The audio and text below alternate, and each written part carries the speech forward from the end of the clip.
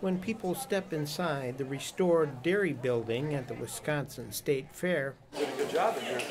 They are greeted by something new. Mary Colwall says she used to work here. This is amazing. I loved seeing the size and all the extra things that as we were watching the production of them, how they've upgraded things, even putting the powdered sugar on the is automated now, where they just used to shake it over it with a little sieve. Yeah. So this is pretty exciting. People are here for the cream puffs. Bill Tarman-Ramcheck and his wife Kathy are sampling 2 of the 3 flavors. This one's a chocolate one. It's great. It's very good. Why did you want to get that one? Because it's new this year and I'm a chocolate fanatic. It's just like when I go to Culver's and I always get vanilla ice cream or Leon's vanilla ice, custard. Oh. I don't know, something about vanilla. The strawberries and the chocolate, so it's definitely some good options.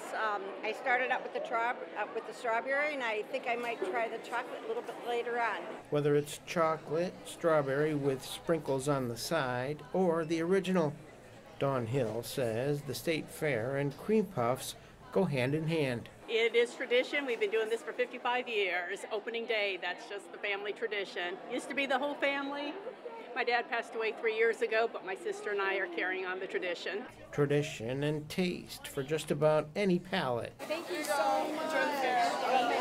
Perfect combination right here. Cream puff and beer. Breakfast of champions. In West Allis, Eric Peterson, Fox 11 News.